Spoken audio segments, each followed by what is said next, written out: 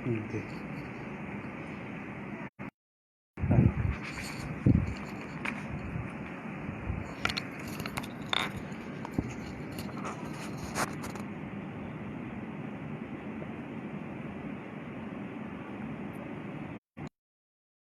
Assalamualaikum warahmatullahi wabarakatuh.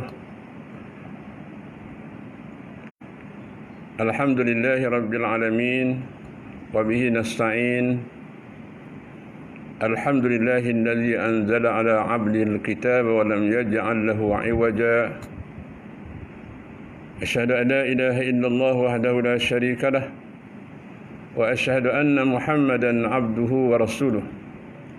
Allahumma salli wa sallim wa barik ala Muhammad wa ala alihi wa ashabihi wa man da'a bi da'watihi wa iqtada yaumiddin. A'udzu billahi minasy syaithanir rajim. Bismillahir rahmanir rahim. Syahr Ramadan alladzi unzila fihi al-Qur'an bayyinatin minal huda wal furqan. Bulan Ramadan turunkan padanya Al-Quran yang memberikan petunjuk dan Al-Furqan yang membezakan antara kebenaran dan kebatilan, yang mengandungi keterangan-keterangan dan penjelasan-penjelasan.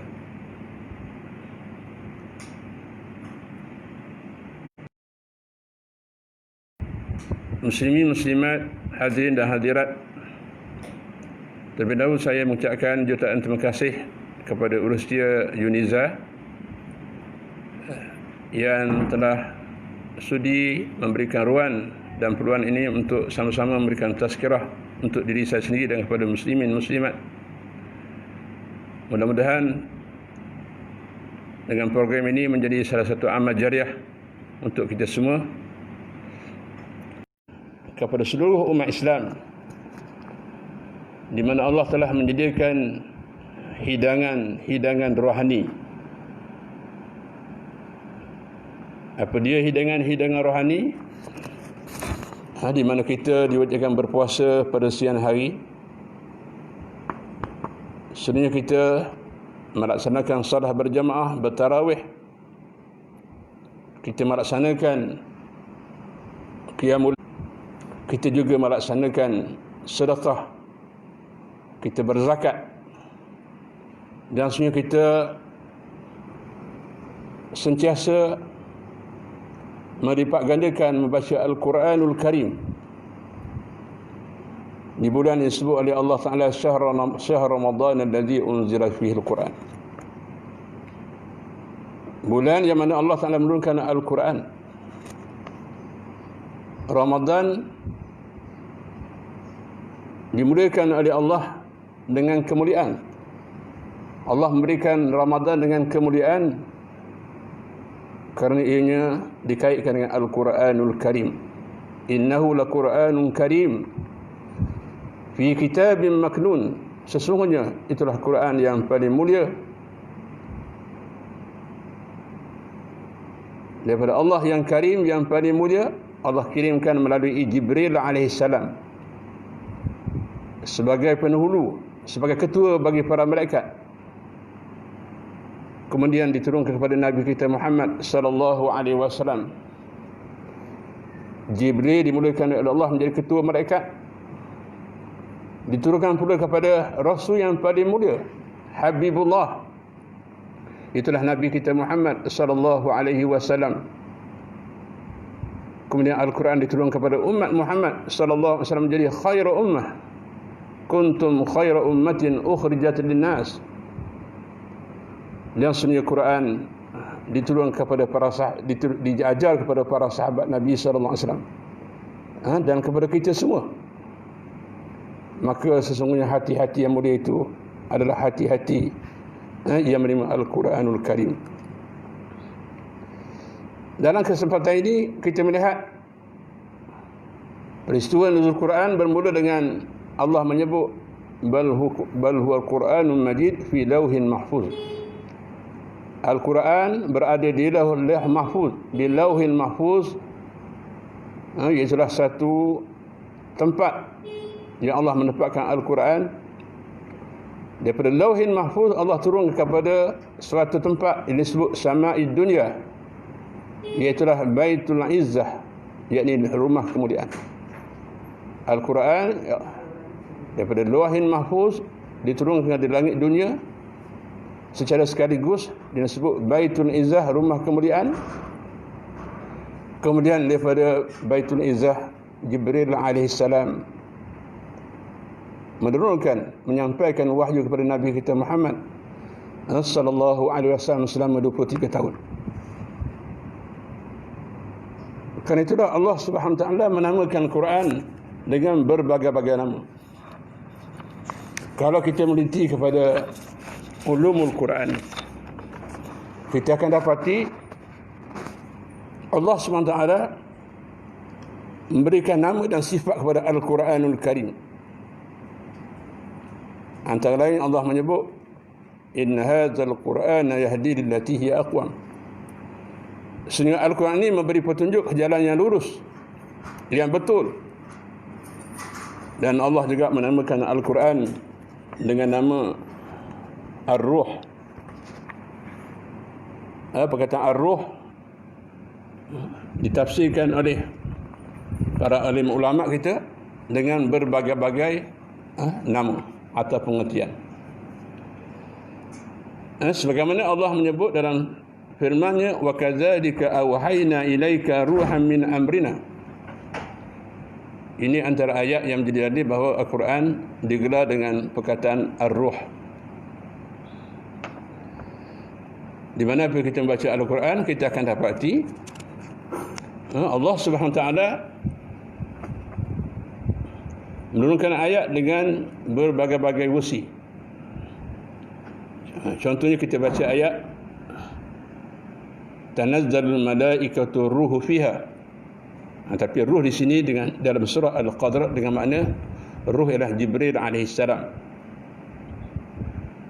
Atau disebut dalam ayat lain wa yas'alunaka 'anir ruh. Dan mereka bertanya kepada engkau Muhammad tentang ruh. Maka di sinilah kita lihat Al-Quran menamakan ruh dengan makna ar-ruh dengan makna nyawa. Dalam Al-Quranul Karim, sebagai contohnya, kita melihat daripada ayat yang Allah menyebut dalam firman-Nya, wala in syi'na lanazhabanna billadhi awhayna ilaik summa la tajidu laka bihi alaina wakila. Maksudnya dan sungguhnya kalau kami mahu pasti kami dapat hapuskan, yakni apa yang telah kami wahyukan kepada engkau ya Muhammad, kemudian engkau tidak memperolehi perlindungan daripada kami. Di mana Allah Ta'ala berfirman dalam surah Al-Isra ayat 86. Setelah Allah menyebut wa ma utitu minal ilmi illa qalila, dan kamu tidak diberikan ilmu melainkan sedikit. Kita cuba fokus kepada ayat ini kerana ayat ini menyebut perkataan auhayna, makna kami wahyukan, makna Allah Taala turunkan Al-Quran dalam satu gelaran dinamakan Ar-Ruh. Ini menunjukkan bahawa manusia mempunyai dua unsur, iaitu unsur jasmani dan unsur rohani. Dan unsur roh sangat memerlukan kepada makanan. Maka Al-Quran merupakan salah satu di antara makanan. Satu nikmat yang paling besar yang Allah kurniakan kepada umat manusia ini. Maka di sini Allah SWT menyatakan, setelah Allah menyebutkan bahawa ilmu pengetahuan yang diberikannya kepada manusia itu tidak lain hanyalah sedikit saja, maka diterangkan pada sini sekiranya Allah berkehendaki mengambil kembali ilmu yang hanya sedikit yang dikurniakan kepada manusia, niscaya Allah dapat melakukannya. Ini nyatakan oleh Allah SWT, sekiranya kami mahu untuk menghapuskan, mengambil kembali wahyu Al-Quran yang telah dihafazkan dalam dada orang yang menghafalnya, dan menghapuskan tulisan Al-Quran yang mereka catat, yang mereka tulis, nescaya Allah boleh menghapuskannya. Sebab itu di antaranya dikatakan salah satu di akhir zaman, di mana berlakunya Allah menarik Al-Quran daripada dada orang-orang yang menghafalnya. Ini tidak akan berlaku kiamat sehingga Al-Quran dikembalikan. Lalu dikatakan Al-Quran mengadu kepada Allah Ta'ala, utla fala yu'malu bi, aku dibaca tapi aku tidak diamalkan. Maka Allah menyebut dalam ayat ini ayat yang memberi amaran kepada umat Islam, kepada kita semua. Kalau kita umat Islam tidak mengambil berat terhadap Al-Quran, kalau kita umat Islam hari ini tidak membaca Al-Quran, tidak beramal dengan Al-Quran, tidak menghayati Al-Quran, maka Allah SWT akan menarik daripada dada-dada umat Islam. Hari ini kita melihat bagaimana umat Islam sendiri tidak mampu membaca Al-Quranul Karim. Sebab itu Allah mengingatkan kita, wa man kana fi hadhihi a'ma fa huwa fil akhirati a'ma. Barang siapa yang buta Al-Quran di dunia, maka di akhirat mereka lebih buta. Sehingga nanti tidak ada sedikit bekas-bekas yang tinggal lagi. Dalam tafsiran ini, dalam ayat kita mentafsirkan tadi, wal in syi'na lanazhabanna billadzi awhayna ilai.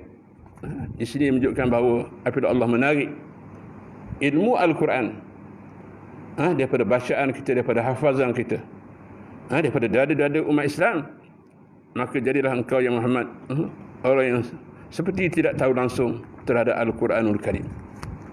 Sebab itu Allah menyebut wa wajadaka dhallan fahada, wa wajadaka dhallan fahada. Dia mendapati kamu dalam keadaan dhalan, kamu asalnya dalam keadaan sesat, jahil, tidak tahu. Fahada, lalu Allah memberikan hidayah kepada kamu dengan Al-Quranul Karim. Ada riwayat daripada Ibn Mas'ud, katanya sesungguhnya Al-Quran itu nanti akan diangkat. Maka orang bertanya, bagaimana ia diangkat? Padahal Allah sudah menyematkan dalam hati kami, dan kami sudah catatkan dalam kitab mushaf. Jawab Ibn Mas'ud, Al-Quran itu akan diangkat ke langit pada suatu lipatan hari, atau tercatat di atas muka kertas, melainkan nanti akan terangkat ke semuanya, sehingga kamu tidak mempunyai barang sedikit pun tentang Al-Quran. Lalu ia pun membacakan ayat ini. Jadi satu kisah Ibn Mas'ud menceritakan bahawa Al-Quran akan diangkat, kan? Maka Abdullah bin Mas'ud berdalilkan pada ayat yang kita baca ini, itu ayat 86 surah Al-Isra, wa la in syi'na lanazhabanna billadzi awhayna ilaik summa la tajidu laka bihi alaina wakila. Kerja surah itu saya menyuruh pada diri saya dan tuan-tuan, di kesempatan bulan Ramadan ini malah kita mengambil cakna terhadap Al-Quranul Karim. Kita cuba menanamkan sifat cinta kita pada Al-Quran. Menjadi hikmah apabila datanya suatu ujian Allah COVID-19, di mana kita umat Islam tidak mampu pergi ke masjid, tapi kita berada dalam kawalan disebut PKP. Semua orang berada di rumah. Maka dalam kesempatan ini, marilah sama-sama kita mengambil ruang. Kita sedang beruzlah, kita sedang mengasingkan diri. Untuk apa? Di sinilah untuk kita memperbanyakkan membaca Al-Quranul Karim.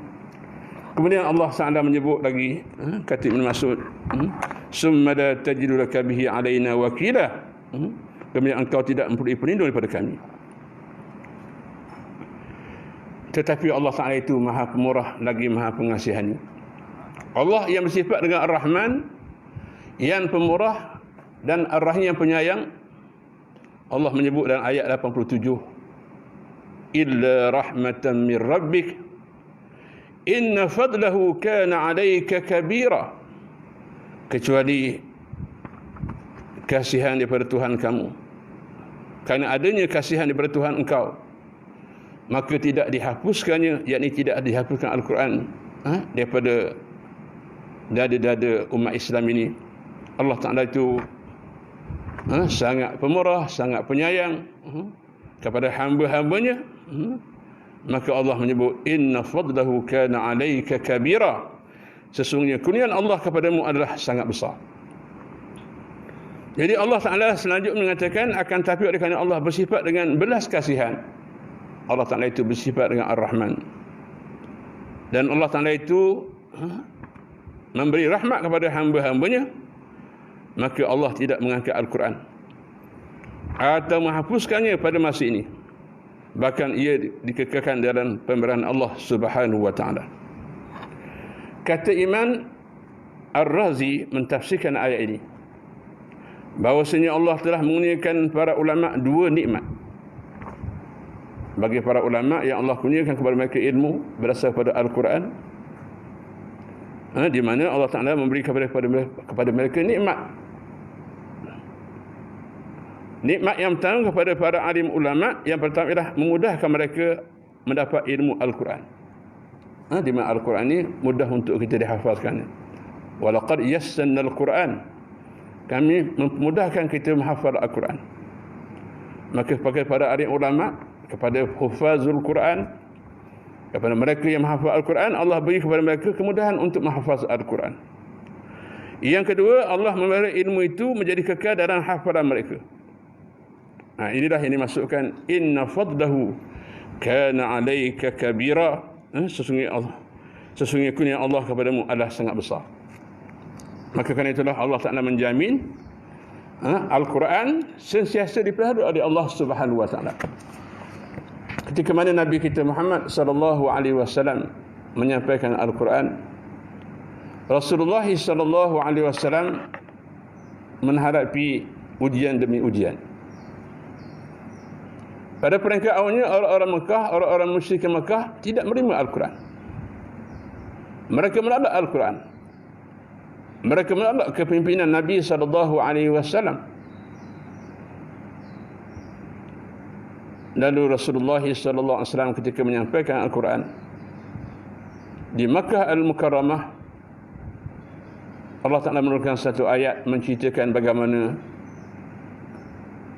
Nabi kita Muhammad sallallahu alaihi wasallam telah bermunajat kepada Allah di atas keingkaran kaum musyrik Mekah yang terang-terang menolak Al-Quranul Karim yang dibawa oleh Nabi kita Muhammad sallallahu alaihi wasallam.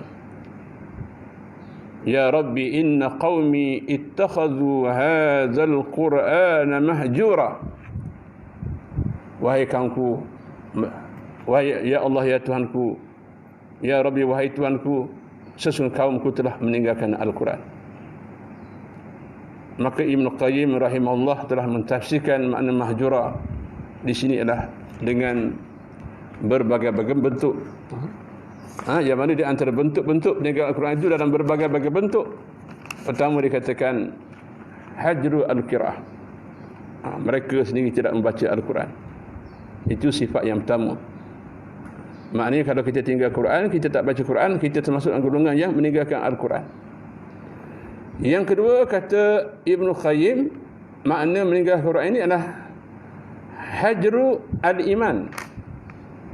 Tidak percaya kepada Quran, tidak beriman kepada Al-Quran. Yang ketiga, kata Ibn Qayyim, makna meninggalkan Quran hajru at-tadabbur. Mereka baca Quran, tapi mereka tidak memahami makna Al-Quranul Karim. Mereka tidak menghayati makna Al-Quran. Yang keempat adalah hajru at-tahakum atau at-tahkim.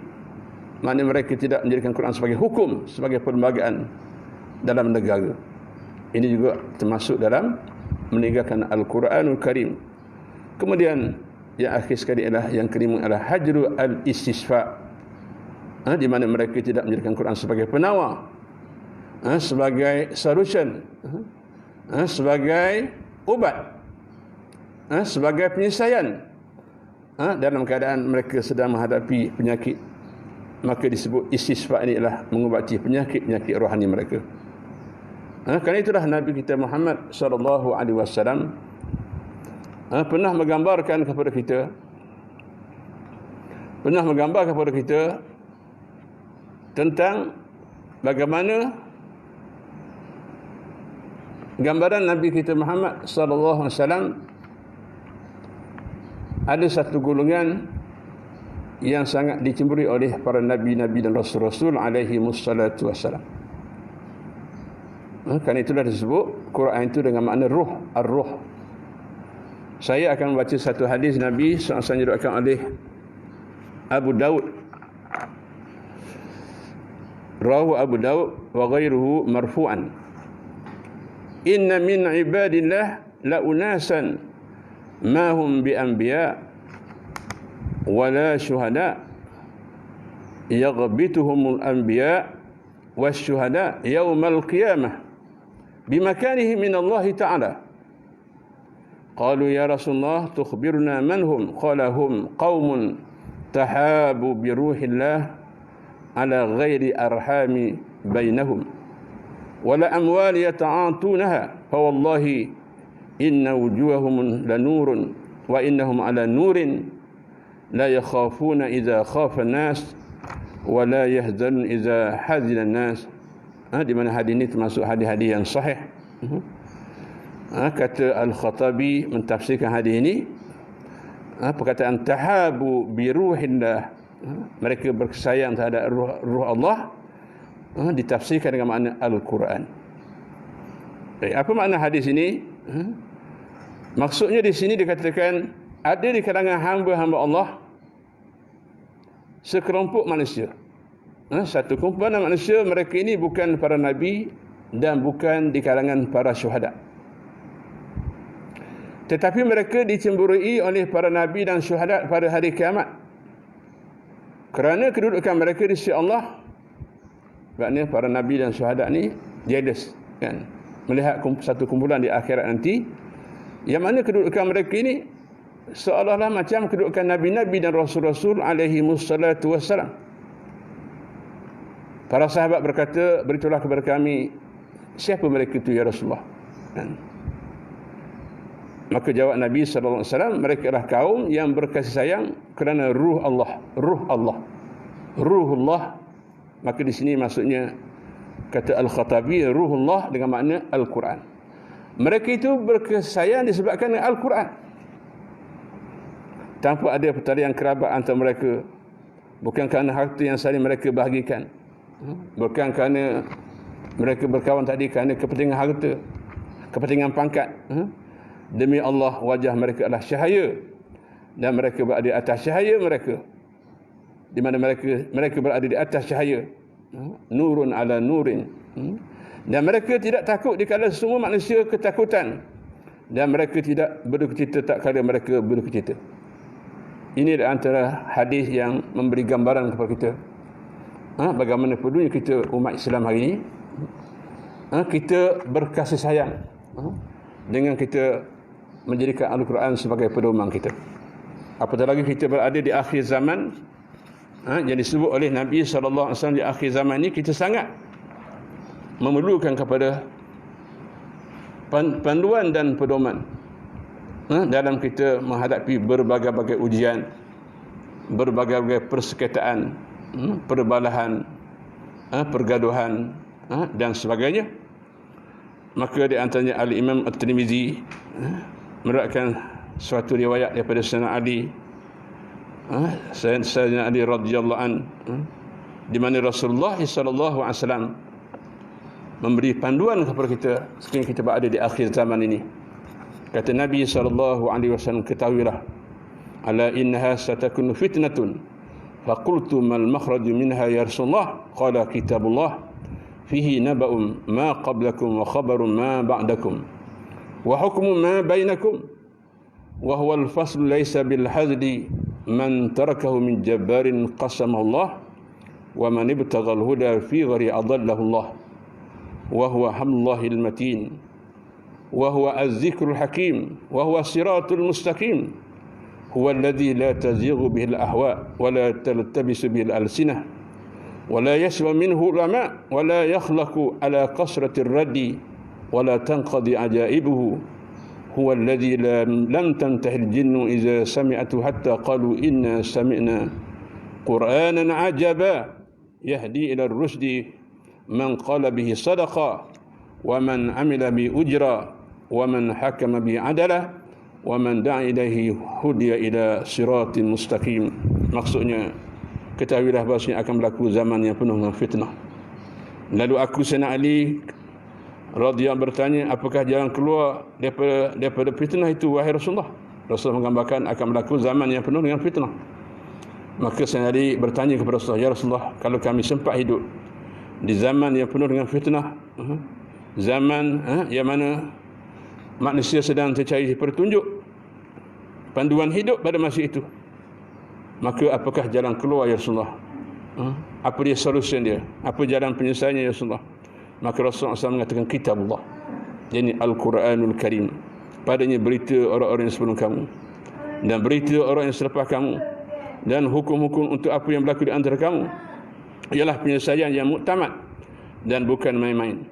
Barang siapa yang meninggalkan kerana takut kepada orang yang berkuasa akan diazab oleh Allah Subhanahu Wa Taala. Maka Quran ini tidak boleh kita mempermain-mainkannya. Kuasa-kuasa besar dunia, pemimpin-pemimpin yang mencabar Al-Quran, pasti mereka akan dibinasakan oleh Allah Subhanahu Wa Taala. Dan barang siapa yang menjadi petunjuk yang lain daripada Al-Quran, mereka akan menemui kesesatan oleh Allah Subhanahu Wa Taala, di mana mereka tidak akan dapat menemui jalan penyelesaian. Dan ia merupakan tadi Allah yang maha kukuh dan ialah peringatan yang maha bijaksana. Dialah jalan yang sangat lurus dan ia merupakan jalan yang menjaga hawa nafsu daripada menyeleweng. Tidak akan terkeliru lidah-lidah manusia padanya. Mereka para ulama tidak sekali-kali jemu dengan mentafsirkan, mengkaji, melakukan penyelidikan kepada Al-Quran. Ia tidak sekali-kali binasa kerana banyaknya berdolak-dalik ke atasnya, di mana keajibannya tidak akan tamat. Ia adalah satu kitab yang mana para jin tidak berhenti daripada mendengarnya hingga mereka berkata, inna sami'na Qur'anan ajaba, di mana mereka telah mengatakan kami telah mendengar suatu perkataan yang mengagumkan kami. Amanna bih, lalu kami beriman dengannya. Maka Nabi SAW memberi panduan kepada kita semua untuk kita mengukur sama ada seorang itu benar atau tidak benar, sama ada dakwahnya, perkataannya atau sama ada betul atau tidak betul. Maka kata Nabi SAW, man qala bihi sadaqah, barang siapa yang bercakap bersabda Al-Quran, benarlah perkataan dia. Wa man amila bihi ujra, barang siapa beramal dengan Al-Quran, maka tetap dia akan beri ganjaran pahala oleh Allah. Wa man hakama bi adal, barang siapa yang berhukum dengan Al-Quran, maka dia mendapat keadilan, maka hukum itu hukum yang adil. Wa man da'a ilaihi hudiya ila siratil mustaqim, dan barang siapa yang berdakwah pada Al-Quran, maka itulah orang yang telah membawa kepada siratul mustaqim, jalan petunjuk, jalan hidayah, di mana Al-Quran merupakan kitab hidayah dan menjadi hikmah Allah Ta'ala, di mana daripada zaman Nabi SAW dan sampai pada kita ini, Al-Quran yang tersusun bermula daripada suratul Fatihah dan diakhiri dengan suratul Nas. Dalam surah Al-Fatihah Allah menyebut ihdinas siratal mustaqim, ya Allah tunjuklah kami jalan yang betul.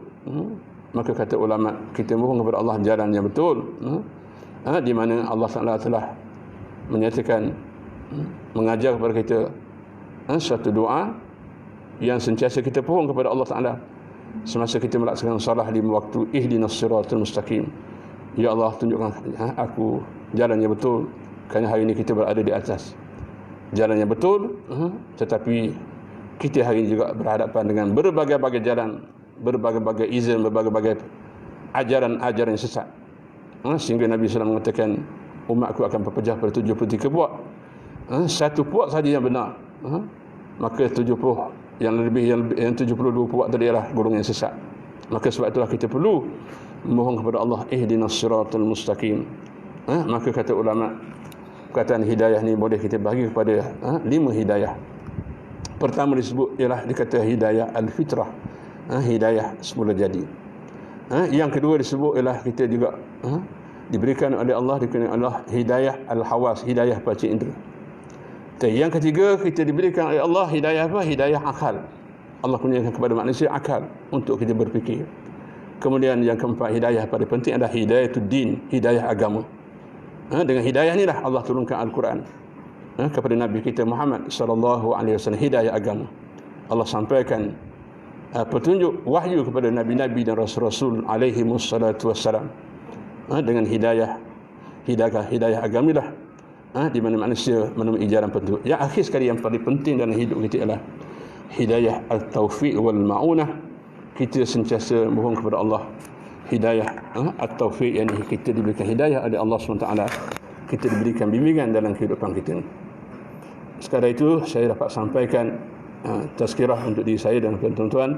Maka marilah kita mengakhiri tazkirah ini dengan sama-sama kita berdoa kepada Allah Subhanahu wa taala agar Allah menjadikan hati-hati kita diberikan ketenangan, dijauhkan daripada segala penyakit-penyakit yang mazmumah. Sebagaimana doa yang sentiasa kita minta. Alhamdulillahirabbil alamin, hamdan hamidin, hamdan syakirin, hamdan yuwafi ni'amahu wa yukafi'u mazidah. Ya Rabbana lakal hamdu kama yanbaghi li jalali wajhika wa 'azimi sultanik. Allahumma salli ala sayyidina Muhammadin wa ala alihi wa sahbihi ajma'in. Allahumma inna nahnu 'abiduka ya Allah wa abnu 'abidika ya Rahman. Nawasina fi yadik, madin fina hukmuk, adlun fina qada'uk. Nas'aluka Allahumma bikulli ismin huwa lak sammayta bihi nafsak aw 'allamtahu ahadan min khalqik aw ista'sarta bihi fi 'ilmi al-ghaib indak an tarzuqna as-sihhata was-salamata wal-'afiyata wal-mu'afata ad-da'imah fi ad-din wad-dunya wal-akhirah birahmatika ya arhamar rahimin, birahmatika ya arhamar rahimin, birahmatika ya arhamar rahimin. Ya Allah, sesungguhnya kami adalah hamba-hamba-Mu, anak-anak daripada hamba-Mu ya Rahman. Ubung-ubung kami ada dalam genggaman-Mu ya Allah. Telah terdahulu ketetapan-Mu bagi kami, telah adil qada dan qadar-Mu bagi kami. Kami minta dengan nama-nama-Mu ya Allah, yang Engkau telah sebutkan untuk diri-Mu ya Allah, atau yang Engkau telah ajarkan kepada salah seorang daripada hamba-Mu, atau nama yang Engkau rahsiakan dan ilmu-Mu yang gaib, agar Engkau kurniakan kepada kami kesihatan, keselamatan, afiat dan keselamatan yang kekal dalam agama, dunia dan akhirat dengan rahmat-Mu ya Allah. Tuhan yang Maha Pengasih ini, daripada segala yang mengasihani. Allahumma aksif anna al-bala wal waba wal fahsya ma la yakshifu ahadun ghairu. Rabbana alayka tawakkalna wa ilayka anabna wa ilayka al-masir. Ya hayyu ya qayyum, ya hayyu ya qayyum, ya hayyu qayyum, ya hayyu ya qayyum, birahmatika nastaghis. Rabbana atina fid dunya hasanah wa fil akhirati hasanatan wa qina adzaban nar. وأدخلنا الجنة مع الأبرار يا عزيز يا غفار يا رب العالمين. أقول قولي هذا وأستغفر الله العظيم لي ولكم. والسلام عليكم ورحمة الله وبركاته.